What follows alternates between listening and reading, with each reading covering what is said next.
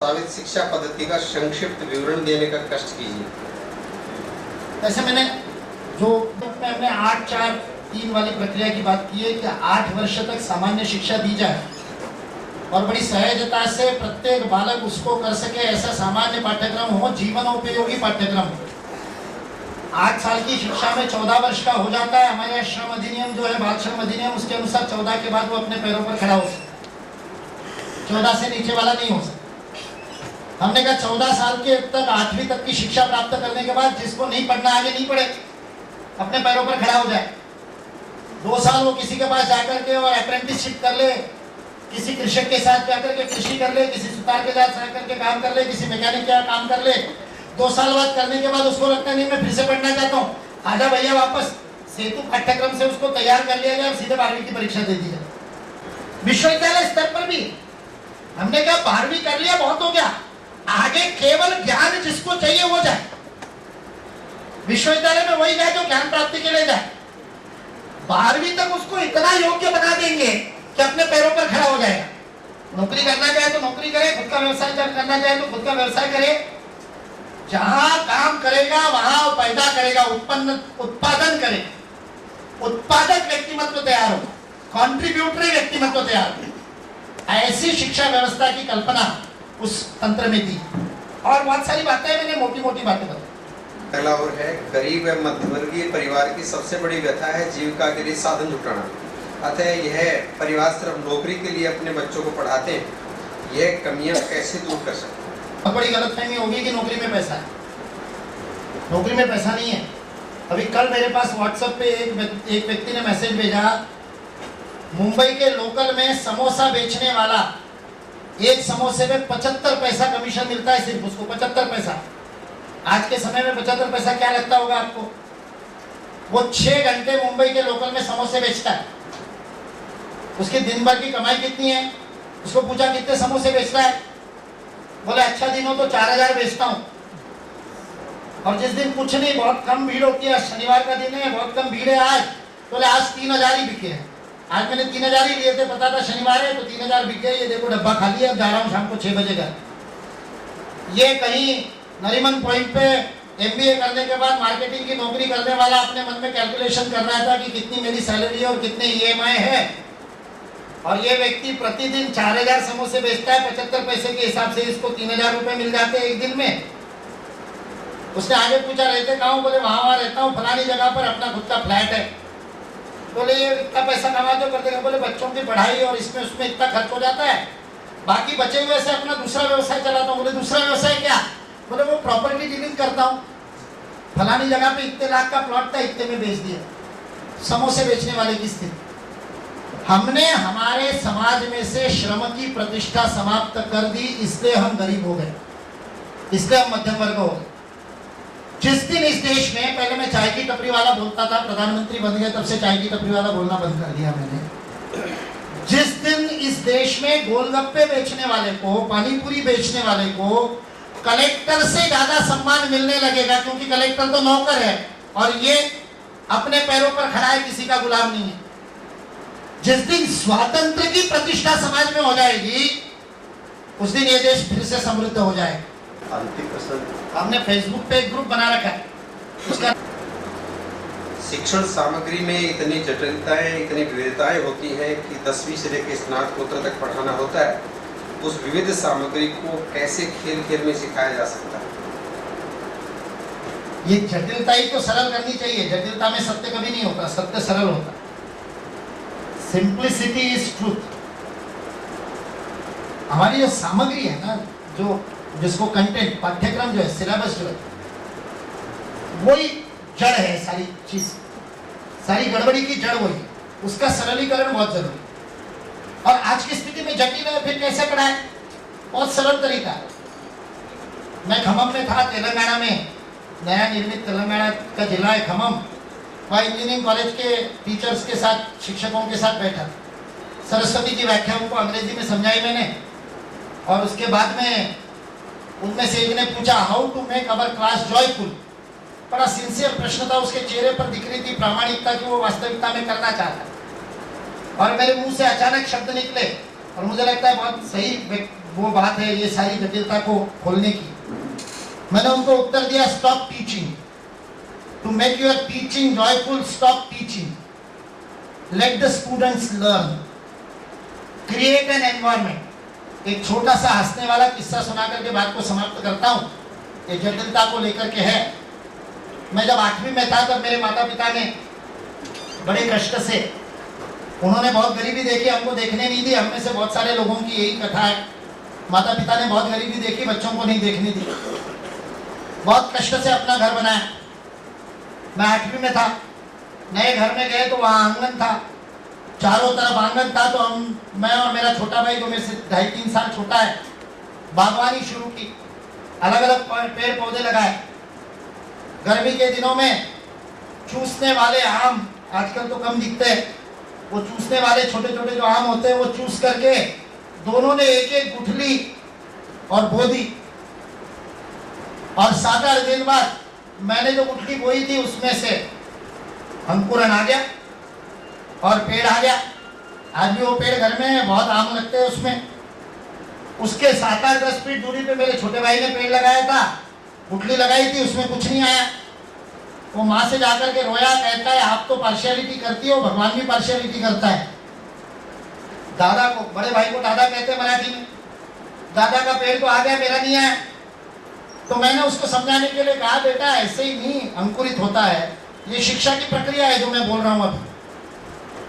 गुठली ऐसे ही नहीं अंकुरित होती, वो मिट्टी में जाती है, उसका जो कठोर कवच होता है वो गलना पड़ता है, जटिलता, वो गल करके मिट्टी में मिल जाती है। तब अंदर के जो कोमल 2 दल होते हैं, सहना भवतु, उन 2 दलों में से, गुरु शिष्य, उन 2 दलों में से फिर अंकुर निकलता है।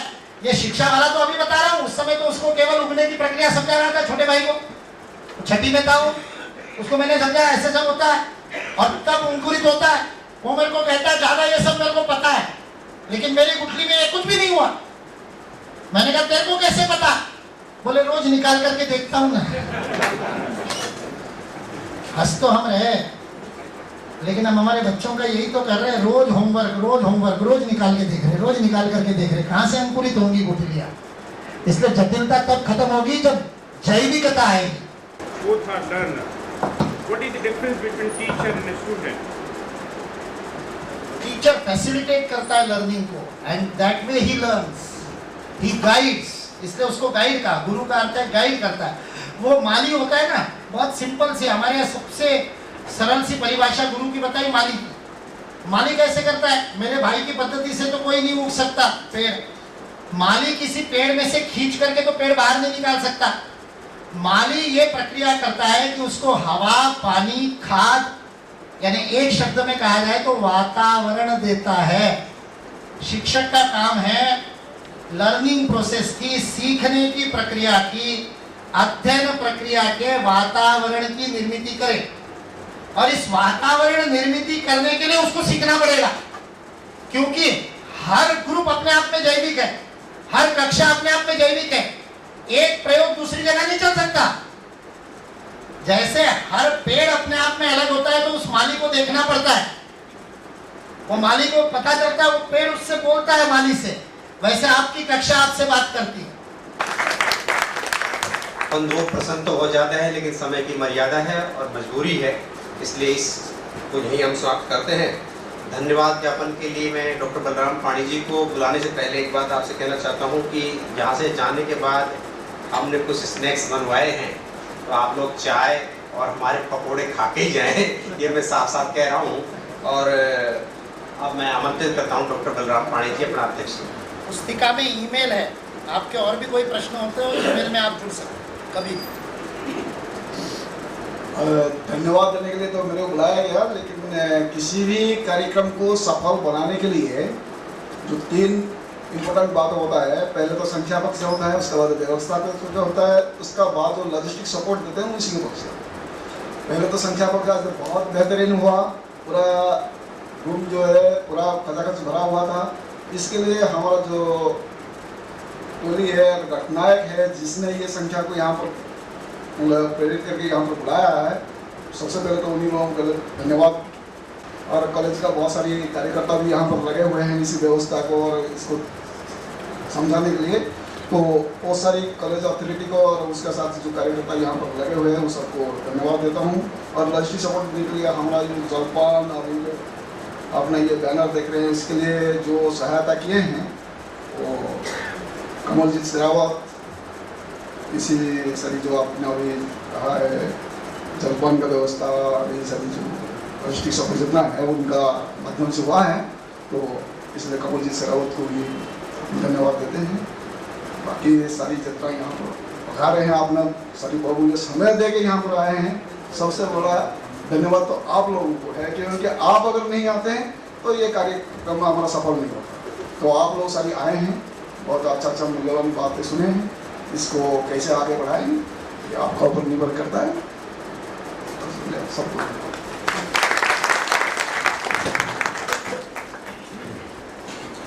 समापन के लिए हमारे यहाँ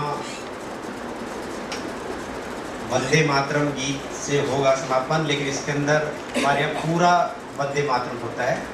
तो मैं इसके लिए जिन्होंने ये प्रस्तुत करना है श्री मनोज कुमार और उनके साथियों को आमंत्रित करता हूँ, वो आए और राष्ट्रगीत वंदे मातरम प्रस्तुत करें। और सभी से मेरी प्रार्थना है कि वो अपने स्थान पर खड़े हों।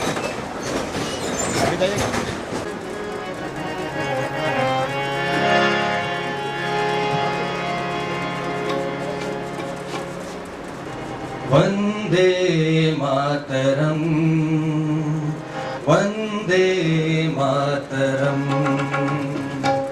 सुजलां सुफलां मलयज शीतलां,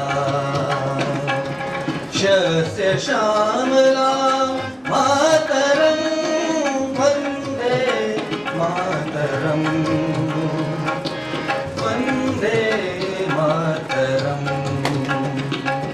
शुभ्रज्योत्स्ना पुलकितयामिनी, फुल्लकुसुमिता द्रुमदलशोभिनी, सुहासिनी सुमधुरभाषिणी, सुखदां वरदां मातरं, वन्दे मातरं, वन्दे मातरं। कोटि कोटि कंठ कल कल निनाद कराले, कोटि कोटि धूम जय धृत कर करवाले, ये बले मातुमी अबले, बहुबलधारिणी नमामि तारिणी, त्रिपुतलवारिणी मातरं, वन्दे मातरं, वन्दे मातरं। तुम्हि धर्म, तुम्हि नीति, तुम्हि मर्म, त्वं हि प्राणा शरीरे, बाहुते तुम्हि मा शक्ति, हृदये तुम्हि मा भक्ति, तोमारै प्रतिमा गढ़ी मंदिरे मंदिरे, वन्दे मातरं, वन्दे मातरं। त्वं हि दुर्गा दश प्रहरणधारिणी, कमला कमलदल विहारिणी, वाणी विद्यादायिनी, नमामि त्वां नमामि कमलां, अमलां अतुलां सुजलां सुफलां मातरं, वन्दे मातरं, वन्दे मातरं, वन्दे मातरं, वन्दे मातरम्। वंदे मातरम।